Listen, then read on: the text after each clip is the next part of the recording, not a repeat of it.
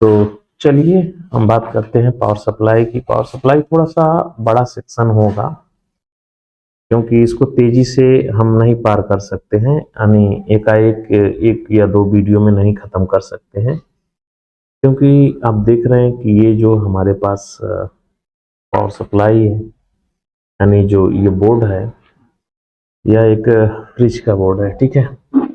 तो इसके अंदर भी तो पावर सप्लाई है, आप देख रहे हैं कि यहाँ पे है। और यह जो है एक डीटीएच जो घरों में चलता है उसकी पावर सप्लाई है, और यह भी वैसे ही एक पावर सप्लाई डीटीएच की ही है। डीटीएच कर सकते हैं या कुछ भी कहिए, फिर जहाँ पे इस्तेमाल आप करेंगे वैसे रहेगा। और ये हमारी वॉशिंग मशीन की है, तो जो 13 बटन की आती है सैमसंग की, उसकी है इसके में। और ये सप्लाई में अगर देखा जाए तो काम करने का तरीका तो एक ही है।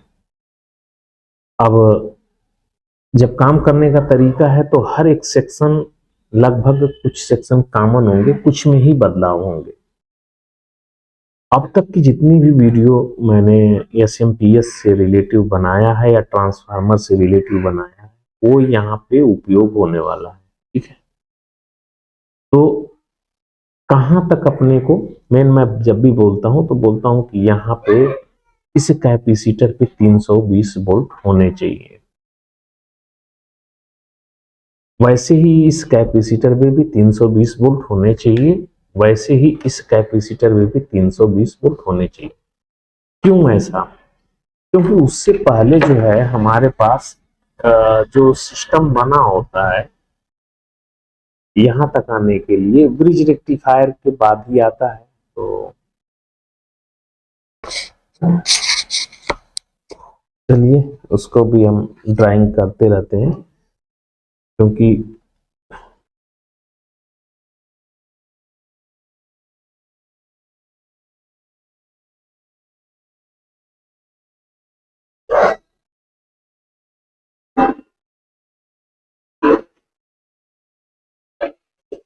अच्छा, इस कॉइल की भी खासियत है,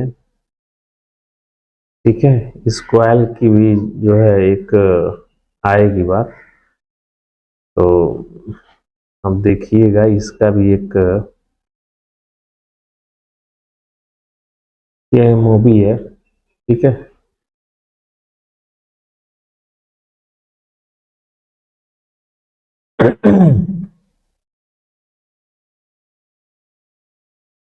यहां से इसका काम तो आपको पहले ही बता ही दिया हूं,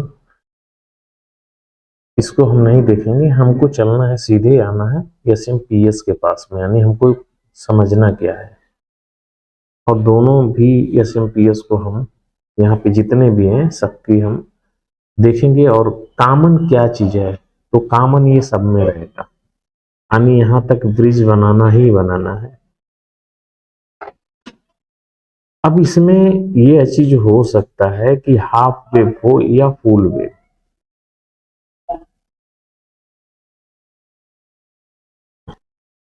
हाफ वेव और फुल वेव में क्या होता है, हाफ वेव भी बनाई जाती है। तो अब एक इस तरह से ले लीजिए, यहाँ पे जैसे हाफ वेव का हुआ कि ये हमारी एसी लाइन है, ठीक है। ये लाइन हुई, ये न्यूट्रल हुई। तो यहाँ पे एक अगर हम डायोड ऐसे लगा देते हैं और यहाँ पे कैपेसिटर लगा देंगे तो भी ये बनेगी, डीसी सप्लाई यहाँ पे बनेगी, लेकिन ये हाफ वेव होगी। हाफ वेव बोले तो ये वाला, ये जो ये बार बार आया था बीच में, तो इसका एक ही पोर्शन अपने को यूज होगा, ये पोर्शन नहीं इस्तेमाल होगा। तो इस सप्लाई में अगर हम यहाँ पे वोल्टेज देखेंगे तो हमें वोल्टेज हाफ मिलेंगे, ठीक है। लेकिन जब कैपेसिटर लग जाएगा तो फिर वोल्टेज हमें मिलने लगेंगे, लेकिन ये बहुत कम जगह पे इस्तेमाल होती है।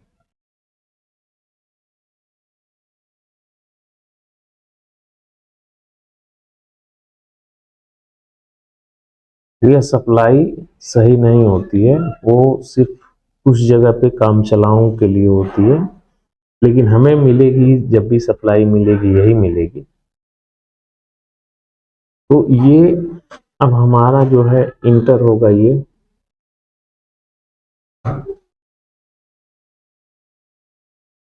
ठीक है, ये, और ये वाला तो लगेगा ही लगेगा। इसके बगैर अगर हम SMPS की जो हमारी स्विचिंग आईसी है वो बहुत ज़्यादा इफेक्ट होता है। अगर हम बोले अगर इसका ये निकाल दिया जाए, इसके अंदर का ये, तो फिर इसके लिए ये दिक्कत होने लगेगी, यानी ये ओवर हीट होना शुरू हो जाए। ये ठीक है, ये ओवर हीट होना शुरू हो जाएगी, हो सके तो ये STR उड़ जाए। तो देखिए स्विचिंग की अब बात आ गई, यहाँ पे स्विचिंग ही कराना है किसी भी हालत में, हम इसे यहीं पे छोड़ेंगे।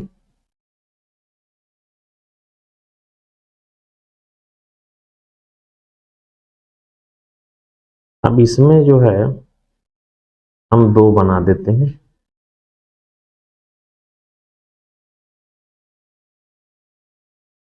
अगर हम इसकी बात करेंगे तो इसमें 2 सेक्शन बना हुआ है, इसमें 2 सेक्शन है।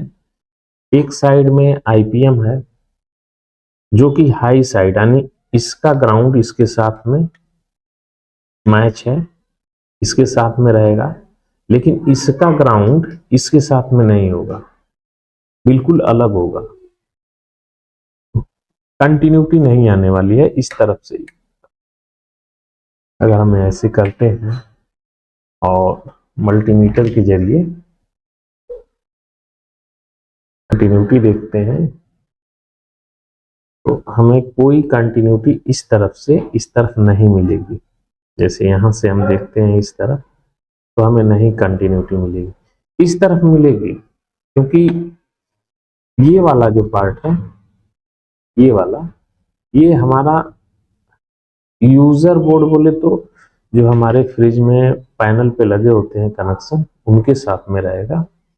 और ये वाला कनेक्शन IPM वाला सेक्शन जो है सिर्फ मोटर यानी कंप्रेसर जो होगी उसे चलाने के लिए है। तो इसमें फुल करंट रहेगा, नहीं बोले तो 320 वोल्ट है, तो 230 से की जो सप्लाई है उससे लिंक ही एक तरह से रहेगा, यानी आप कहीं से भी आपको टच होगा तो यानी इधर करंट लगेगा और इस साइड में नहीं लगेगा। कभी कभी आपने देखा होगा जिस LG के सिंगल डोर के PCB में 4 कैपेसिटर लगे होते हैं, तो अक्सर करके कैपेसिटर के ऊपर जब भी टेक्नीशियन जाते हैं वो ध्यान नहीं दे पाते हैं, तो उसका जो कवर होता है लगाते समय उसमें टच हो जाता है ये वाला पार्ट पे, तो पूरा ब्लास्ट कर जाता है। ठीक है, तो जब ब्लास्ट करता है तो ये तो नहीं जो खराब होता है, लेकिन बाकी सेक्शन ये जो हमारे NTC वगैरह हैं ये सब उड़ जाते हैं, जल जाते हैं, फ्यूज वगैरह सब उड़ जाता है और ब्रिज भी खराब हो जाता है। तो अक्सर करके ये होता है, यहाँ से ब्रिज निकाला हुआ है, ये PCB सिर्फ समझने के लिए है, और इसको एक एक करके सब निकाल करके ट्रैक वगैरह जो भी सर्च करना रहेगा वो अपने हिसाब से सर्च करते रहिए। मैं इसीलिए ये सब बोर्ड रखता हूँ। और अगर यहाँ पे देखिए तो इसमें इस बोर्ड की जो हम बात कर रहे थे, इसमें कैसा किया गया है कि एक वाली सप्लाई, इसमें 2 सप्लाई बनाई गई। यहाँ पे देखेंगे तो ये 2 सप्लाई, एक पार्ट जो है, एक पार्ट इधर के लिए इस्तेमाल हो रहा है और एक पार्ट इधर के लिए। तो यहाँ पे ये 12 वोल्ट की जो सप्लाई है, ठीक है, ये 12 वोल्ट की,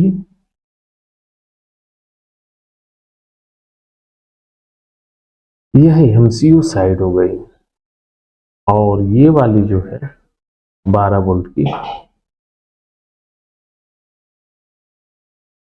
ये IPM साइड हो गई।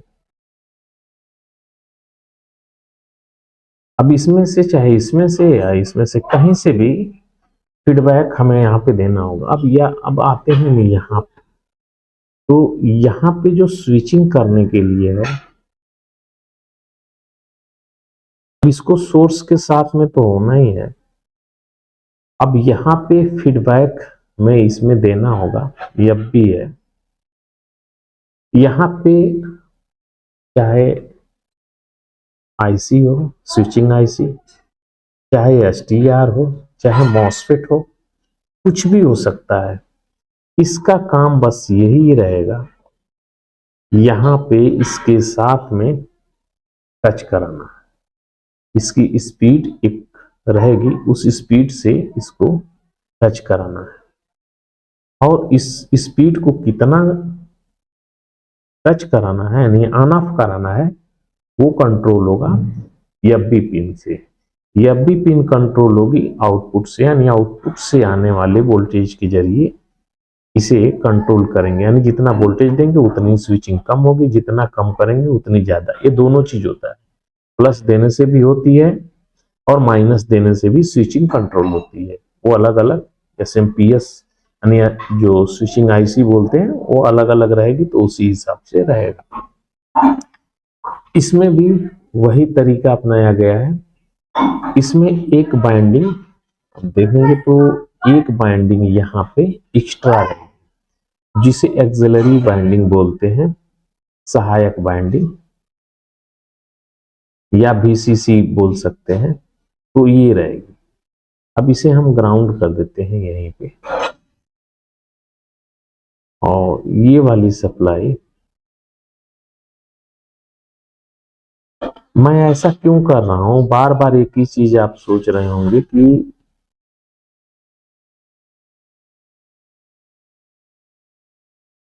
आपके दिमाग में एक ही चीज चलता होगा कि एक ही चीज मैं बार बार बता रहा हूं, इसे अपने खोपड़िया में बैठा लीजिए। बैठाने का मतलब ये है, कहने का मतलब ये है कि एसएमपीएस आपको बार बार जो है, ऐसा नहीं है कि, क्योंकि एसएमपीएस में कभी क्या होगा, ये यहीं पे रहेगा, कहीं ये दूर चला जाएगा, फीडबैक कहीं और से दिया जाएगा। तो इस सेक्शन को आप समझे रहेंगे तो आसान रहेगा, यानी आप समझ जाओगे कि फीडबैक कैसे कैसे कहां कहां से आया है। अभी आपको, चलिए इसे भी बना लेते हैं। अभी एक पीसीबी आपको मिलेगी, उसमें क्या होगा कि पावर सप्लाई आपकी यहां तक आ जाएगी, 12 वोल्ट के बजाय 5 वोल्ट ही बनेगी। अब आपको ये लगेगा कि ये हमारी पीसीबी खराब है, यानी, लेकिन वो पीसीबी परफेक्ट रहती है, ठीक है, वो पीसीबी सही रहेगी। 5 वोल्ट वो ऑपरेट, यानी जहां पे 12 बनने हैं वहां पे 5 ही बनेगी, और 5 बनने से एमसीयू तो ऑन रहेगा। अब ध्यान दीजिए, एमसीयू जो है वो ऑन रहेगा। जब उसमें हम प्रोग्राम देते हैं तो एमसीयू के जरिए जब भी प्रोग्राम हम देते हैं तो एमसीयू वहां से सिग्नल देता है, फिर वही 5 की सप्लाई वापस बढ़ के 12 वोल्ट हो जाती है, ठीक है। तो किसी भी तरह से सर्किट बनाई जा सकती है, और अपने अपने हिसाब से कंपनी बनाती ही है। इसमें भी देखेंगे तो वही चीज है। तो हम एक पीसीबी किसी को एक ले लेते हैं, ये थोड़ी सी जटिल होगी, ठीक है। जटिल होने का कारण है, तो इसका पूरा हम पीडीएफ बनाते हैं तो ही ये समझ में आएगा, ठीक है। इसका एक पीडीएफ बना लेंगे तो यहाँ पे आपको मालूम पड़ जाएगा कि क्या क्या चीज लगा हुआ है, और क्योंकि ये खराब होती है तो रिपेयर नहीं होता है, और रिपेयर नहीं होने का कारण है, यहाँ पे आप देखते हैं कि वोल्टेज है बराबर है, लेकिन लगाएंगे तो ये ब्लिंक करती है, या तो पीसीबी को ऑन ही नहीं करेगी। तो इसमें है, ये रिपेयर नहीं होता है। आप मार्केट से आईसी भी डाल देंगे तो नहीं चालू होता है। उसके पीछे का कारण है, ये थोड़ी सी जटिल है। जटिल है क्या, ये दूसरे टाइप की थोड़ी सी पीसीबी है, इसमें जो फीडबैक है वो थोड़ा अलग ढंग से बना है, इसीलिए दिक्कत होती है। तो फीडबैक को भी हम, इसमें फीडबैक 2 साइड वोल्टेज का इसमें बना हुआ दिख रहा है, इसके लिए मैं बोल रहा हूं। अब यहाँ पे देखिए, तो ये किसी भी तरह से यानी इंटर हुई सप्लाई, ठीक है, ये अंदर आई। अब ये आने के बाद यहाँ पे ब्रिज रेक्टिफायर जो कि यही निकल चुका है यहाँ से, ठीक है। ये जगह पे थोड़ा सा और पास में आते हैं, तो यहाँ पे देखिए ब्रिज रेक्टिफायर था, यानी हमारी एसी लाइन ये आई और यहाँ पे इंटर होने के बाद ये देखिए तो इस जगह पे आ गई। और ये जो है हमारा ये कैपेसिटर है, ये वाला, ये 10 माइक्रोफैरेड 400 वोल्ट है, क्योंकि एसएमपीएस ये बहुत कम वाटेज का है, तो इसके लिए स्विचिंग आईसी कोई भी हो सकती है, स्विचिंग आईसी कोई भी हो सकती है। हम स्विचिंग आईसी पे अभी बात नहीं करेंगे, क्योंकि स्विचिंग आईसी का सबका काम करने का तो तरीका एक ही है, ठीक है, सबका काम करने का तरीका एक ही है। हाँ, अंतर होगा तो जैसे जैसे उसमें पिन बढ़ती जाएगी हम उस पर देखेंगे, क्योंकि उस वो अलग ही एक पार्ट में देखा जाए तो ये वाले पार्ट को तो आपको समझना ही है। और साथ में यहाँ पे देखिए मैं कैपेसिटर भूल गया, तो ये मत तब समझिए कि, क्योंकि बातों बातों में ये होता है, 320 वोल्ट यहाँ पे होना चाहिए। अब ये यहाँ तक तो ये होगा ही होगा। एफबी की बात कर लेते हैं, तो एफबी चाहे 12 से बन के आए चाहे 5 से कहीं से भी आए, ये आनी ही आनी है यहाँ पे फीडबैक के लिए। अब ये निगेटिव से कंट्रोल होगी या पॉजिटिव से, दोनों में से कोई भी हो सकती है, तो हम इसे निगेटिव की तरफ से मान लेते हैं कि निगेटिव की तरफ से कंट्रोल होने वाली है। तो ऐसा हो गया। अब इधर फीडबैक की देनी है इस पीसीबी में, देखिए तो ये वाली जो सप्लाई है, अब इसमें जब हम पावर देंगे तो एकाएक कैसे स्टार्ट होगी, तो अलग अलग आईसी होती है। कुछ आईसी सेल्फ स्टार्टेड होती है जो स्वतः स्टार्ट होने वाली होती है। जैसे इसमें हम पावर देते हैं तो ये प्लस वाली जो है, ये प्लस सप्लाई इंटर होते ही आईसी में यहां तक आ गई। अब देखिए तो इस जगह को, तो अगर हम कहें कि इस जगह को सिर्फ देखते हैं, ये हमारी आने वाली बाहर से सप्लाई है कॉइल से, यानी जो ट्रांसफार्मर से आ रही है, और ये हमारा सोर्स है। यहां से जब ये पिन में इंटर हुई तो मॉसफेट या आईजीबीटी जो भी अंदर साइड में लगा रहेगा वो तो ऐसे रहेगा, लेकिन ये वाला पार्ट तो अभी फ्री है ना, तो इस वाले पार्ट से इसके अंदर, ये आईसी के अंदर की बात हो रही है, इसके अंदर तमाम जो और सर्किट बनी होती है वो इससे सप्लाई लेकर के, यहाँ पे मान लेते हैं कि कोई कैपेसिटर है वो चार्ज है और इस वाले हिस्से से इसको ऑपरेट कराया जा रहा है, ठीक है, इस वाले हिस्से से इसे ऑपरेट कराया गया। तो ये सप्लाई तो आसानी से इसमें आ गई, और जब ये स्विचिंग करेगा तो इधर से निगेटिव जाएगी, लेकिन उतनी सप्लाई इसके अंदर रहेगी, इस कैपेसिटर के अंदर रहेगी कि उससे ये चालू होगी। एक तो ये होता है आईसी के अंदर, और दूसरा है क्या कि ये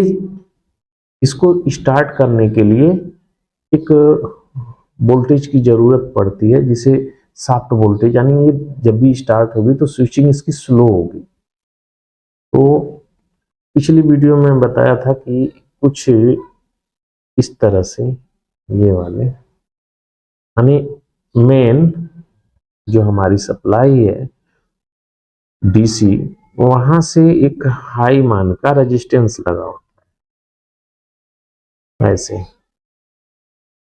जिसे प्लस बी हम लोग बोलते हैं कि प्लस बी की सप्लाई, यानी ये स्टार्ट करने के लिए इस कैपेसिटर को चार्ज करेगी, कुछ चार्ज करेगी। जब हम पावर देंगे तो उस समय तो ये एक्टिव रहेगा नहीं। जब एक्टिव ही नहीं रहेगा तो इसमें कोई सवाल ही नहीं है कि इस तरफ कोई सप्लाई बने।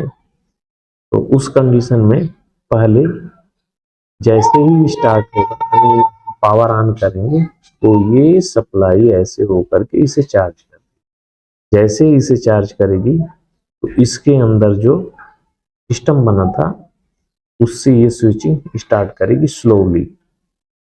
और जैसे ही स्लोली स्टार्ट करेगी, स्विचिंग स्टार्ट करेगी, तो इसमें इस फील्ड में हरकत होगी होगी, क्योंकि यहाँ पे हरकत होने वाली है। तो वही चीज इसमें होगी। फिर ये वोल्टेज के रूप में, यानी जैसे ही वोल्टेज ये बढ़ना यहाँ पे शुरू होगा तो ये सप्लाई स्टार्ट हो जाएगी। ये टाइमिंग कितना होता है तो अभी आप समझ लीजिए कि सब टाइम का खेल है, सेकंडों में होता है, तो पता ही नहीं चलेगा अपने को। कभी कभी आपने देखा होगा कि पावर सप्लाई चालू करते हैं तो तुरंत नहीं चालू होती है, बहुत देर के बाद में सप्लाई बन जाती है। तो यहाँ पे ये भी साथ देता है ऐसे करने में। तो इसके लिए मैं बोलता हूँ कि 3rd डिग्री का एक बार इस्तेमाल कर लिया करो। 3rd डिग्री से बहुत कुछ होता है। तो जैसे ही यहाँ पे वोल्टेज बन जाएगा, ऑन हो जाएगी, तो फिर इसको आप निकाल भी देंगे तो भी आपकी सप्लाई चलती रहेगी, और ये बहुत हाई मान का होता है।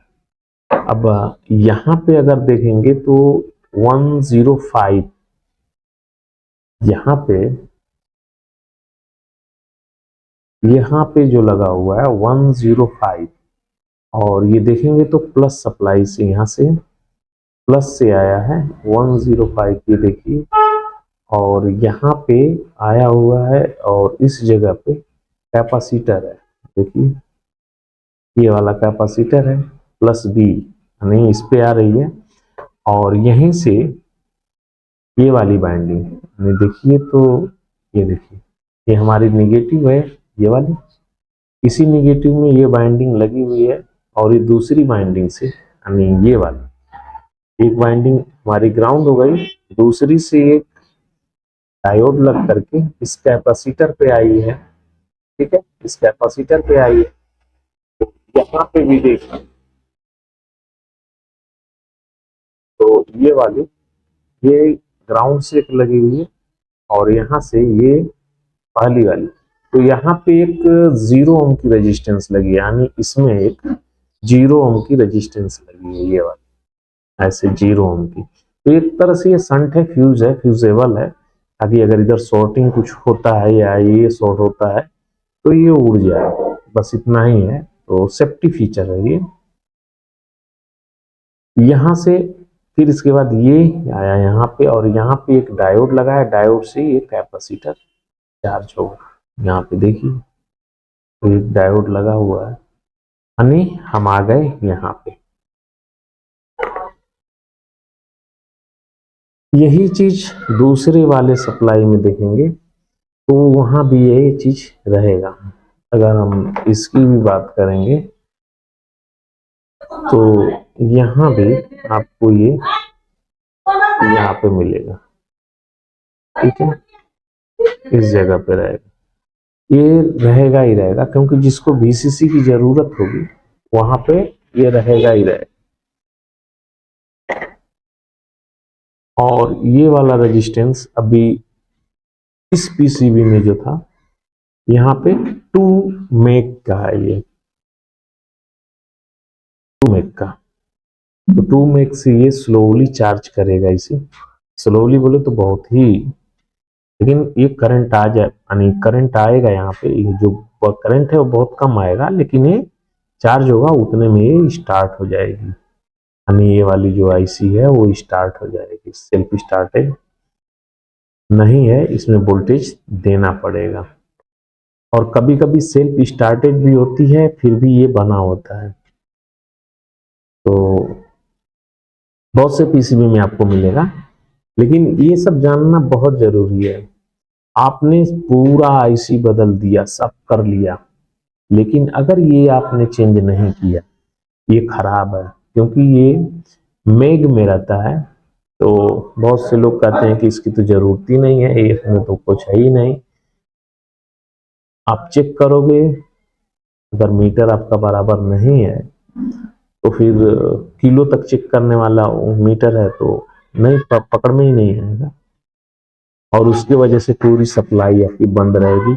आप ये सब कर लेंगे, बोलेंगे हो ही नहीं रहा है, जबकि ये वाली तो हो मतलब मिल ही नहीं रहा है ये सप्लाई। तो ये चीज रहता है। अब हम नेक्स्ट वीडियो में ये डबल सप्लाई का भी देख लेंगे, ठीक है। और चलिए, सबसे पहले तो ये जो है इतना वाला पार्ट आपको देखना ही होता है। फिर सेकेंडरी की तरफ से देखते हैं, तो सेकेंडरी में भी कोई ज्यादा कुछ नहीं है। यहाँ पे देखेंगे तो एक कैपेसिटर ये आया, हम मान लेते हैं कि यहाँ से होकर के ये आ चुका है। तो प्लस एक देखेंगे तो ये प्लस से लगा हुआ है ये वाला, और यहीं पे एक माइनस से लगा हुआ है, एक प्लस से एक और एक माइनस से। यहाँ पे दोनों पे देखेंगे तो एक माइनस से लगा हुआ है जिसका मान है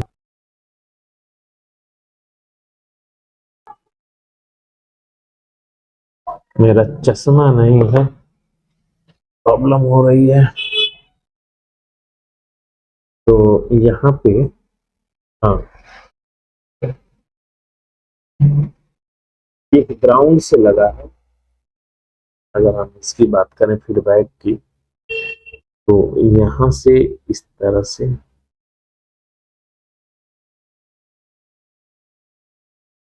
ये है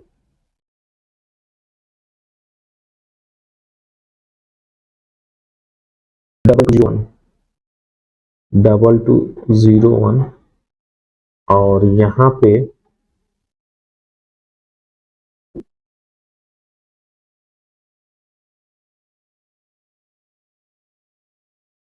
और इस जगह पे हमारा TL 431 है। ये ग्राउंड से ये भी लगा है, ये देखिए तो ये ग्राउंड से लगा है, और इसके रेफरेंस पिन पे ये गया है। तो मैं क्वेश्चन ऐसे ही छोड़ देता हूँ, ठीक है। और जो जहाँ पे है मैं वैसे ही छोड़ देता हूँ। ये क्वेश्चन भी बनेगा, आपको हल करना है और बताना है कि कितने वोल्ट की ये सप्लाई पे इसका रेफरेंस सेट किया हुआ है, ठीक है। ये मैं यहाँ पे छोड़ देता हूँ। ये प्लस क्या मैंने क्वेश्चन खड़ा कर दिया यहाँ पे, और क्योंकि मैं बोलते जाऊं और आप लोग देखो ही ना तो मजा नहीं आएगा। ये मैंने क्वेश्चन खड़ा कर दिया है।